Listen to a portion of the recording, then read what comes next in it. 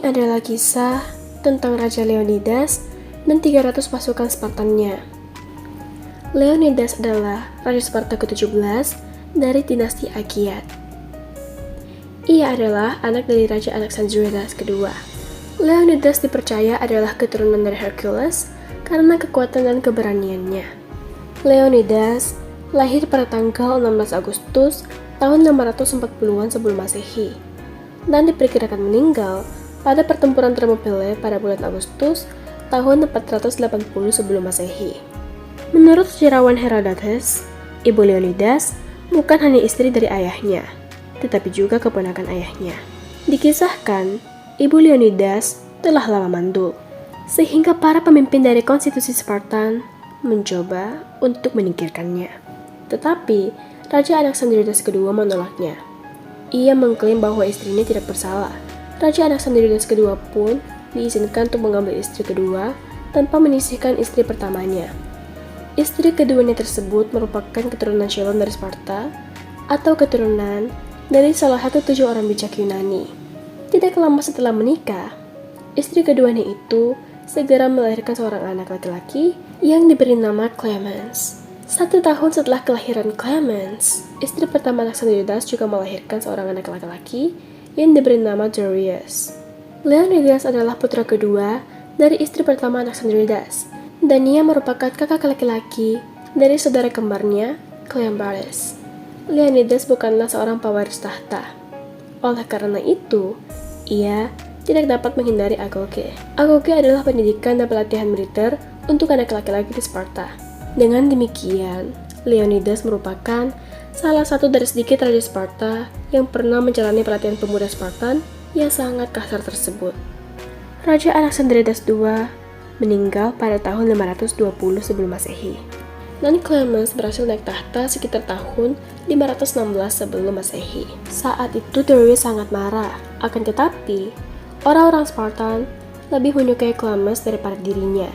Darius pun meninggalkan Sparta dan membuat sebuah koloni di Afrika, tetapi ia gagal. Ia kemudian mengadu nasib ke Sisilia, tetapi pada awal kesuksesannya, ia terbunuh. Leonidas menikahi putri Clemens, Gorgo, beberapa saat sebelum ia naik tahta pada tahun 490 sebelum Masehi. Karena pada waktu itu, kakak tirinya, Clemens, telah digulingkan karena dianggap gila. Pada tahun 490 sebelum Masehi, terjadi pertempuran Marathon. Ini adalah invasi pertama Persia ke Yunani, dan berakhir dengan kemenangan untuk Yunani. Kekalahan Persia di Marathon menandai berakhirnya invasi pertama Persia di Yunani, dan pasukan Persia terpaksa harus mundur. Setelah Kaisar Darius meninggal, putranya Xerxes lalu melanjutkan rencana ayahnya dan melakukan invasi kedua Persia ke Yunani.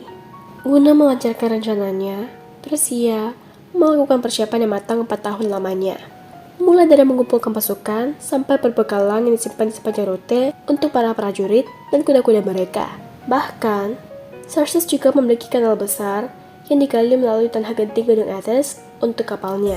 Dengan persiapan lengkap, Persia pun memulai perjalanan panjang mereka. Di musim gugur tahun 481 sebelum Masehi, Xerxes bergerak dengan pasukannya ke Sardes. Mereka beristirahat di musim dingin, mengumpulkan kekuatan untuk perjalanan selanjutnya. Kemudian di musim semi tahun 480 sebelum Masehi, Xerxes bersama pasukannya menyeberangi Hellespont dengan jembatan buatan, yaitu jembatan yang dibangun di atas perahu. Mereka kemudian menyusuri pesisir pantai untuk menuju jantung Yunani.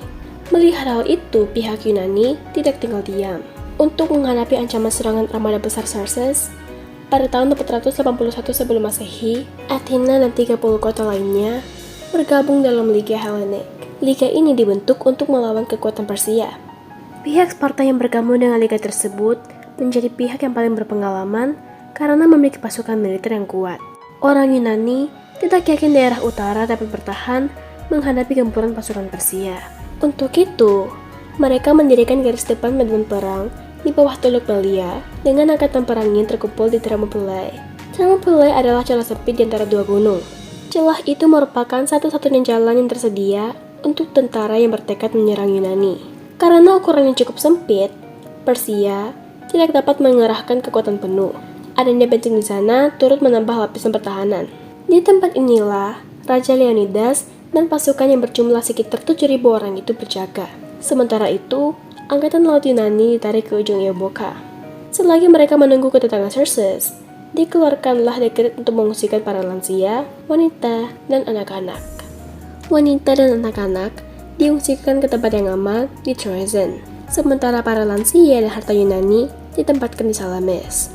Sebelum pertempuran Thermopylae, Oracle Delphi telah meramalkan bahwa hanya pengorbanan seorang raja keturunan Hercules yang dapat menyelamatkan kota dari kehancuran. Leonidas sendiri percaya bahwa keluarganya adalah keturunan Hercules. Oleh karena itu, Leonidas pun mengajukan diri untuk memimpin pasukan Yunani melawan Persia di terusan Thermopylae yang sempit. Sejak awal, pertempuran ini memang mustahil dimenangkan oleh pasukan Leonidas. Oleh karena itu, sebelum keberangkatannya ke Thermopylae, Leonidas telah berpesan kepada istrinya untuk menikah lagi.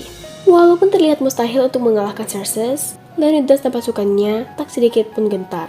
Saat utusan Xerxes meminta Leonidas untuk menyerah dan meletakkan senjata, Leonidas malah menyuruh Persia untuk datang dan mengambilnya sendiri.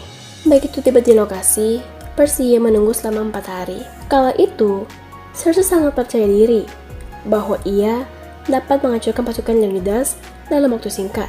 Akan tetapi, saat gelombang demi gelombang pasukan Persia mencoba menembus terusan itu, ribuan pasukan Persia tewas. Pasukan Persia yang baru datang terpaksa memanjat tumpukan mayat-mayat rekan mereka, tetapi mereka malah terjebak di dalam. Banyak dari The Immortals atau prajurit terbaik Persia yang tewas dalam perang tersebut. Pada malam kedua pertempuran, sebuah pengkhianatan datang dari pihak Yunani. Seorang gembala lokal yang bernama Apeldes berharap akan mendapatkan hadiah dari Raja Persia. Ia lalu menawarkan dan menunjukkan kepada Persia jalur tersembunyi yang mengarah ke belakang garis pertahanan pasukan Leonidas, sehingga Persia bisa menyerang Yunani dari belakang. Setelah mendapatkan informasi tersebut, Xerxes lalu mengirimkan seorang komandannya untuk mendaki gunung itu bersama dengan pasukan yang sangat terlatih dan The Immortals. Ketika pasukan Persia mulai turun dari pegunungan, mereka langsung melingkari pasukan Yunani dari belakang. Leonidas yang melihat bahwa angkatan perangnya hampir terkepung pun menyadari bahwa mereka sudah kalah perang. Ia lalu memerintahkan semua orang kecuali 300 pasukan Spartania untuk mundur. Tetapi, beberapa pasukan dari Thebes dan Thespia menolak untuk pergi.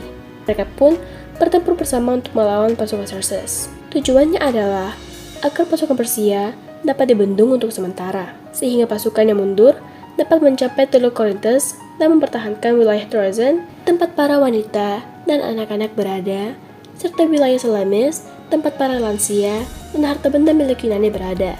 Leonidas meninggalkan area perlindungan dan mengambil posisi di area terbuka. Meskipun lebih berisiko, tetapi strategi itu membuat Leonidas dan pasukannya dapat membunuh lebih banyak musuh. Kemungkinan menang kecil, tetapi mereka tetap berjuang sampai akhir. Ketika tombak patah, mereka mengeluarkan pedang dan melanjutkan pertempuran. Begitu pedang mereka patah, mereka pun bertarung dengan tangan kosong sampai tumbang. Para sejarawan memperkirakan bahwa pasukan kecil tersebut berhasil merenggut korban jiwa 20.000 orang pasukan Persia. Selain pasukan biasa, para Immortals juga banyak yang tewas, ditambah lagi dengan meninggalnya 2 adik Xerxes. Sayangnya Leonidas pun gugur dalam pertempuran tersebut. Tentara Sparta terus menyerang sembari melindungi jasad raja mereka. Persia akhirnya mengepung dan menghabisi pasukan Yunani dengan hujan panah. Ketika tubuh Leonidas ditemukan, Xerxes yang marah karena kemenangannya memakan terlalu banyak korban, lalu memerintahkan untuk memenggal kepala Leonidas dan menyelipkan tubuhnya layaknya seorang penjahat. Pasukan Thebes yang selamat dicap di dahinya sebagai tanda bahwa mereka adalah budak. 40 tahun kemudian, sisa-sisa tubuh Leonidas akhirnya dikembalikan ke orang-orang Sparta untuk dikuburkan dengan penghormatan yang sepantasnya. Sampai di sini dulu cerita saya kali ini. Jangan lupa di subscribe untuk cerita-cerita seru berikutnya. Terima kasih.